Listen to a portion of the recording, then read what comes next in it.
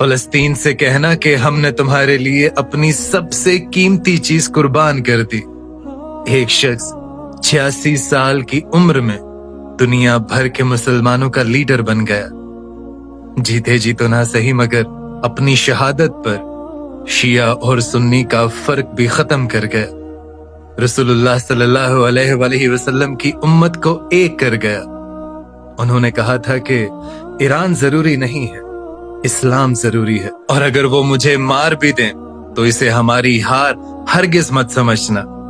वो जो एक मुल्क का सुप्रीम लीडर होने के बावजूद भी हाथों से सिले हुए कपड़े पहना करता था, मट्टी के बने हुए एक छोटे से घर में रहा करता था, जिसने अपनी बेटी की शादी में महज 40 लोगों को बुलाया और जहेज में कुरान पाक देकर अपनी बेटी को विदा कर दिया।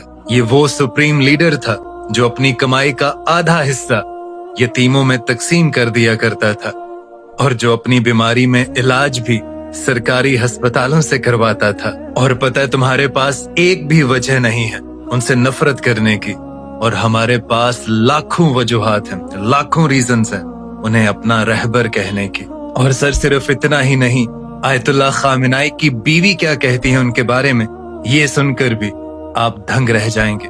वो कहती हैं कि खामेनाई जब भी तहज्जुद के लिए उठते मुझे पता नहीं चलता, क्योंकि मेरे आराम की खातिर वो लाइट नहीं जलाते थे।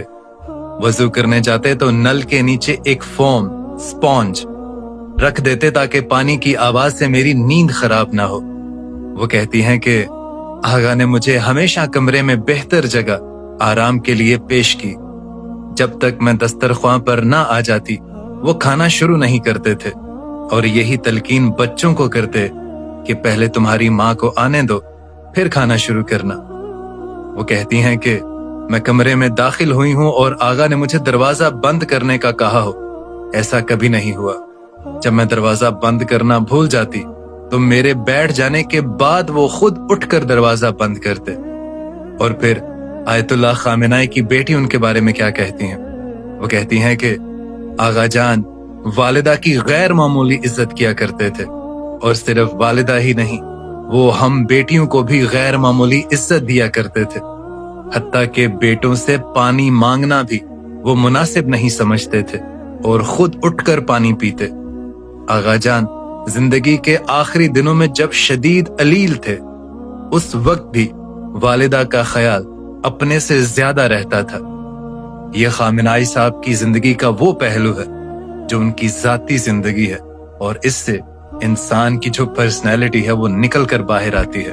क्योंकि बाहर दुनिया में तो इंसान अच्छा बन के रह सकता है, लेकिन घर में वो ही होता है जो असल में होता है।